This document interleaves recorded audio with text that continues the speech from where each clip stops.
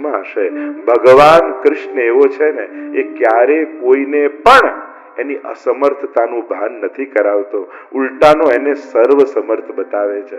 ક્યારે મારે તો છોલે જ આરોગવા હતા, જો ને આમાં કેવો ઓડકાર મને આવી જાય છે. પદ્મનાભદાસજી છોલે ધરે ને તો એમાં ઠાકોરજી પ્રેમથી આરોગે. છેલ્લે જો આ દાળ તો છે, લાય ને મને બીજે છોલે જ હતા. જે પ્રસાદ લે ને એમાંથી દાળનો સ્વાદ આવે. આ ભાત છે તો ખરા, પ્રભુ ભાવના કરે છે અને અનુભવ ભક્તને કરાવે છે. તો આ કૃપાળુતા પ્રભુની. તો કૃષ્ણ ભગવાન છે અને તમે કૃષ્ણ ચરિત્ર એટલે ભગવાનનું ચરિત્ર સાંભળવા જઈ રહ્યા છો. અને મહાપ્રભુજીની આજ્ઞા છે કે મનુ તે નૈવ લૌકિકમ. કૃષ્ણ લૌકિક સ્વામી જેવો નથી, એ લૌકિક નથી, પરમ લૌકિક છે. એટલે ક્યારે પણ કૃષ્ણ માટે લૌકિક ભાવ લાવી લૌકિક વ્યવહારના વિચાર, અરે મારાથી આ ભૂલ થઈ ગઈ, ભગવાન મારું આમ કર નાખશે, મનુ તે નહીં, આ લૌકિક નથી. તમે કંઈક ચૂકી ગયા એટલે તમારું બગાડી નાખે, આવું તો માણસે ન કરે તો ભગવાન કરે. ઘણી વાર લોકો એટલા બધા ડરાવી દીધા છે ને, ચલો બીજા બધાથી ડરજો, કૃષ્ણથી તો ન ડરો. એક કૃષ્ણને તો બાકાત રાખો કે આ એક ઠાકોરજી એવો છે, હું ગમે તેવી ભૂલ કરી દઉં ને તો એ સામેથી આવીને મને ભેટવાનો છે, ખાતરી છે. એના ચરિત્રો, એની કથાઓ પરથી મેં શીખ્યું છે કે મારી બધી ભૂલોને ભૂલવા તૈયાર છે. મારી ભૂલોને ભૂલનારા તારી, આપણે ગાતા હોઈએ છે ને, હે કરુણા કરનારા તારી કરુણાનો કોઈ પાર નથી. હે કરુણા કરનારા તારી કરુણાનો કોઈ પાર નથી. મારી ભૂલોના ભૂલનારા તારી કરુણાનો કઈ પાર નથી. હે પ્રભુ, સ્વીકારું છું ઘણી ભૂલો જીવનમાં થઈ છે, ઘણી થઈ છે, સ્વીકારી લો પ્રભુ. આગળ ગા પ્રભુ, અપરાધી છું, પાપી છું, તને ન ગમે એવું મેં ઘણું બધું કર્યું છે. તો ભગવાનને લાયક બનવું બહુ અઘરું છે. ગીતાજી ભાગવતજીમાં તો યો ભક્ત સમે પ્રિય, યો ભક્ત સમે, આવો મને ગમે, આવો કામ ક્રોધ લોભ ઈર્ષા બધું છોડી દેવું. હવે આવું થવું કઈ રીતે, ક્યાંથી થવું? ભગવાનને લાયક થવું બહુ અઘરું છે, ભગવાન ના થવું સાવ સહેલું છે. ઓ મારા પાપ ભર્યા છે એવા તારી સેવા. મારા પાપ ભર્યા છે એવા તારી સેવા. વિષને અમૃત કરનારા તારી કરુણાનો મારી ભૂલોને ભૂલી જનારા. પ્રભુનું બધું જ સરસ છે, યાદ શક્તિ બહુ છે. પ્રભુની યાદદાસ્ત બહુ તેજ નથી. અને એમાં પણ સારું સારું કર્યું હોય એ નાની નાની વાતોને યાદ રાખે અને મોટા મોટા પાપને ભૂલી જાય, એવો મારો કૃષ્ણ છે. મને જડતો નથી કિનારો મારો ક્યાંથી આવે, મારો જડતો નથી કિનારો મારો ક્યાંથી આવે. મારા સાચા કેવલહારા તારી કરુણાનો કોઈ પાર નથી. હે કરુણા કરનારા તારી કરુણાનો કઈ પાર. લાયક થવું એ તો મહાત્માઓ થઈ શકે, પણ પ્રભુને કહેવું જેવો છું, જૈસો હું તૈસો તિહારો શ્રી વલ્લભ. હા, હું ભૂલો છોડીને નહીં આવી શકું, પાપ છોડીને નહીં આવી શકું, પાપ લઈને તારી પાસે આવ્યો છું. અંગ ભરોસો છે તારી કૃપા ઉપર. કારણ અગ્નિ પાસે જાઓ, પાસે બેસો તો ગરમી માંગવી પડે, લાગે જ. બરફની પાટ પાસે બેસો તો ઠંડી માંગવી થોડી પડે, લાગે જ. એમ પ્રભુ તારી પાસે આવું તો પાપ છોડવા ના પડે, પાપ બધા બળી જ જાય. સહજ છે. એ તારો પ્રયાસ કે પુરુષાર્થ નથી, તારો પ્રભાવ એવો છે. જેમ સૂરજ ઉગે તો એને કે હાથ લાંબા કરીને કે પાકોડી કમળની ખોદવી પડે, લાવ હું ખોડું. સૂરજનો એ પ્રયાસ ને પુરુષાર્થ નથી, પણ સૂરજ ઉગે તો કમળ આપમેળે ખીલી જાય, એ સૂરજનો પ્રભાવ છે. આમ પાપથી મુક્ત કરવું એ ભગવાનનો પુરુષાર્થ નથી. શરણે જાઓ એટલે ભગવાનનો પ્રયાસ નહીં, પ્રભાવ જ તારી દે છે.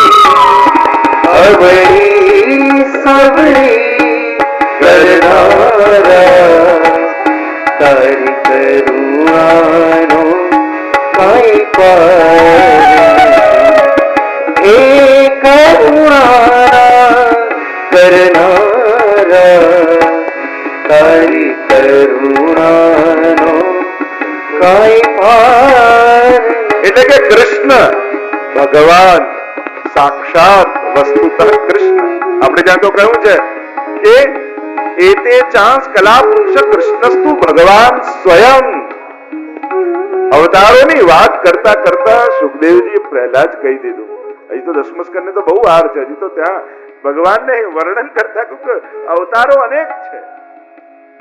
કૃષ્ણ અવતાર નથી, આ બધા અવતારો લઈને આવનારો અવતારી છે. એટલે એક સ્પષ્ટ થઈ જાય, તમે ભગવાનની કથા સાંભળવા જઈ રહ્યા છો, કોઈ મનુષ્યની નહીં. અને મનુષ્યની નથી એટલે બીજી વાત કૃષ્ણ સંબંધી એ સિદ્ધાંત સમજવો જરૂરી છે કે ભગવાન કર્મ કરતા નથી, લીલા કરે છે. જે કર્મ કરે એને કર્મના સિદ્ધાંતો લાગુ પડે. એને આ પાપ પુણ્ય, આ કરાય ન કરાય, આ બધા સિદ્ધાંતો કોને લાગુ પડે? જે કર્મ કરતો હોય. જે લીલા કરતો હોય એને લીલાના સિદ્ધાંતો લાગુ પડે. એટલે આ બંનેનો ફરક સમજી લો. એટલે ભગવાનની લીલાને કર્મના તરાજુમાં જોખવાની ભૂલ કરશો નહીં, નહીં તો ખોટા પડશો. એ આમ ભાગી જવાય, આમ બોલાય, આવું કરાય, આમ લેવાય, આમ અપાય. ભગવાનને આ કાંઈ કોઈ મનુષ્યની સમજણના પાપ અને પુણ્યની જે ફ્રેમ પડેલી છે ને, એમાં ભગવાનનો ફોટો ફિટ કરવાની ખોટી કોશિશ ન કરશો. અમુક ફોટા એવા હોય કે એના પ્રમાણે ફ્રેમ બનાવાય. ફ્રેમ પ્રમાણે કાપકૂપી કરીને એક ગુરુને ત્યાં પધરાવણી થઈ, ગુરુની પધરાવણી થઈ શિષ્યને ત્યાં, અને મંદિરમાં બતાવ્યું ને કહ્યું, ગુરુદેવ આ તમારો ફોટો. જોયું તો ખાલી નાકનો ફોટો હતો, આટલી પ્રેમ. કે તમને તો આખો ફોટો મળ્યો, નાકનો કેમ? ગુરુદેવ ફ્રેમ નાની હતી તો કાપીને આટલું જ બચ્યું. ગુરુએ કહ્યું સારું થયું, નાક તો રહેવા દીધી. એટલે ફ્રેમ પ્રમાણે ફોટા ન કપાય, ફોટા પ્રમાણે ફ્રેમ બનાવાય. ભગવાનને માનવના કર્મના સિદ્ધાંતોની ફ્રેમમાં કાપી કૂપીને સેટ કરવાનો ખોટો પ્રયાસ ન કરશો. કૃષ્ણ એવો વિશાળ છે કે તમારા સમજણની ફ્રેમમાં ગોઠવા એવો જ નથી. આ કૃષ્ણ તત્વની વિરાટતા અને વ્યાપકતા એવી છે કે એને તમારા કર્મના સિદ્ધાંતો, ભગવાન ગીતાજી વાંચો ને, નમામ કર્માણિ લિંપંતિ નમે કર્મ ફલે સ્પૃહા. હું કર્મમાં લેપાતો જ નથી, હું કર્મ કરતો જ નથી, મને સ્પૃહાય નથી કર્મ કરવાની, હું તો લીલા કરું છું. લોકવત્તુ લીલા કૈવલ્યમ. એટલે કર્મના સિદ્ધાંતો જુદા છે. તમારું ખોટું બોલવું પાપ છે, કારણ તમે કર્મથી બંધાયેલા છો. ભગવાન અસત્ય બોલે એનું તો લીલા. લીલા એટલે નાટક. કોઈ સ્ટેજ ઉપર કોઈ નાટક પરફોર્મ કરતું હોય અને એમાં કોઈ વિલનનો પણ રોલ કરે ને બહુ સારો રોલ કરે તો એને સજા મળે કે એવોર્ડ મળે? બહુ સારો રોલ કર્યો હોય એવોર્ડ મળે. અરે વિલન બનવાના એવોર્ડ હોય, પાપ કરવાના એવોર્ડ હોય, આવા દુષ્કર્મ કરવાના એવોર્ડ હોય. નાટકમાં કરો તો તેમ ભગવાન કાંઈ પણ કરે ને એ લીલા એટલે નાટક. લીલાનો અર્થ જ થાય અનાયાસેન હર્ષાદ ક્રિયમાણ ચેષ્ટા સલીલા. જે કોઈ ઇન્ટેન્શન વગર કેવલ પોતાના આનંદની અભિવ્યક્તિ માટે કરાય એને લીલા કહેવાય. અને દરેક કર્મનું કોઈ ઇન્ટેન્શન હોય છે, એના કોઈ ફળ હોય છે. આનું નથી કોઈ ઈચ્છા અને એટલા માટે નથી કોઈ ફળ. આ તો કેવલ નાટક છે. અને એટલે વિલનનો પણ કોઈ સારો રોલ પિક્ચરમાં કરે તો એને પણ એવોર્ડ મળે છે, કારણ કે નાટક છે. પણ એ જ પિક્ચરમાં કરેલું, સ્ટેજ પર કરેલું કામ એ ગામમાં જઈને કરે તો સજા મળે. તો ગામમાં કરવું એ કર્મ છે, સ્ટેજ પર કરવું એ નાટક છે, એ લીલા છે. તો આ જ ફરક છે લીલા અને નાટક કર્મમાં. અને એટલે કૃષ્ણની પ્રત્યેક લીલાઓ કહેવાય છે, માણસે કરેલા કર્મ કહેવાય છે. અને લીલા કરનારને કર્મના સિદ્ધાંતો લાગુ પડતા નથી. એટલે કોઈ ભલે એમ કહેતું હોય ભગવાનને પણ કર્મ ભોગવવા પડ્યા ને એમણે બાણ ખાવા પડ્યા. ભગવાનને કોઈ કર્મ ભોગવવા પડતા નથી, કારણ કે કર્મ કરતા જ નથી. એટલે સૌથી પહેલા કૃષ્ણ ચરિત્ર સમજતા પહેલા તમારે માણવાનું છે દરેક વસ્તુને, કારણ કે આ લીલા ચાલી રહી છે. જેમ તમે નાટકમાં કેવું માણો, કોઈના વિલનના રોલને પણ માણો, કોઈના કોમેડીના રોલને પણ માણો અને હીરોને પણ માણો. ત્રણેયના વખાણ કરતા કરતા બહાર નીકળો ને. એમ કૃષ્ણ જ્યારે ચીર ભરે દ્રૌપદીના ત્યારે પણ માણજો, ચીર ચોરે ત્યારે પણ માણજો, યુદ્ધ જીતે તોય આનંદ કરજો, એ યુદ્ધ જીતાડે અર્જુનને તોય આનંદ કરજો, અને રણ છોડીને ભાગે ને તો એને માણજો. કારણ કે આ તો એનું નાટક ચાલી રહ્યું છે, આ તો એની લીલા ચાલી રહી છે. અને એ લીલાનો આનંદ લેવું એ આ કૃષ્ણની કથાનો આનંદ છે. અને એટલે જ સમાજમાં જે દૂષણ છે, જે કર્મમાં દૂષણ રૂપ છે, લીલામાં ગુણગાન રૂપ છે. કોઈ ચોરી કરતો હોય ને આપણે આ તો ચોર છે, એના વખાણ, એની નિંદા કહેવાય કે સ્તુતિ કહેવાય? અને આપણે તો જ્યારે કૃષ્ણ બોલો માખન કે ચોરૈયા કી જય, ચોરની જય ક્યારે ક્યાંય દુનિયામાં સાંભળ્યું? તમારા ઘરે કોઈ ચોરી કરી હોય અને ક્યારે વખાણ અમારા ઘરે તો એવી સરસ ચોરી કરી, આવું કોઈ માને? અને કૃષ્ણના માખન કે ચોરૈયાની જય બોલો, બોલો રણછોડ ભગવાન કી જય. અરે કોઈ ભાગી ગયો હોય, ડાકોરમાં તો અમારે સુતરિયા ધામ છે આખું ને સુંદર રીતે ખડાયતા સમાજ ને પોતાના પરિવારમાં પણ, તો એ રણછોડ ભરાય બિરાજે. રણ છોડીને કોઈ ભાગી હોય એની કોઈ જય બોલે? દ્વારિકાનો નાથ મારો રાજા રણછોડ લોકોમાં ભજન ગાય અને ભાગે આજે તો બહુ પ્રભુના ગુણગાન. આ ગુણગાન કહેવાય? એને ભાગેડું કયો તમે? ડાકોર નું શું વખણાય વધારે? ગોટાની રણછોડ રાય. મને ખબર જ નથી ગોટા બોલશો એટલે હું પૂછતો જાઉં.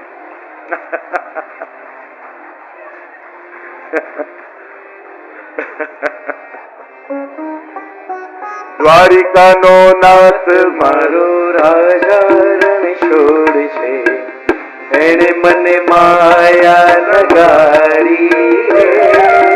દ્વારિકાનો નાથ મારો રાજા રણછોડ છે, એને મને માયા લગાડી. બોલો રણછોડ ભગવાન કી જય.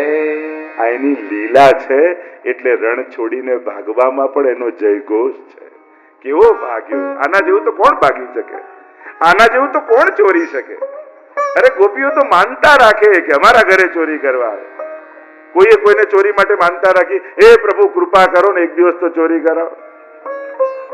ઉલટાના તાળા 2 વાર ચેક કરીને બરાબર લગાવ્યું કે નહીં, ચેક કરીને. તો જે સંસાર માટે નિંદા છે, ભગવાન માટે એ સ્તુત્ય છે.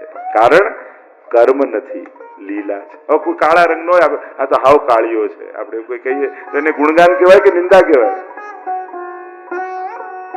નિંદા કહેવાય ને.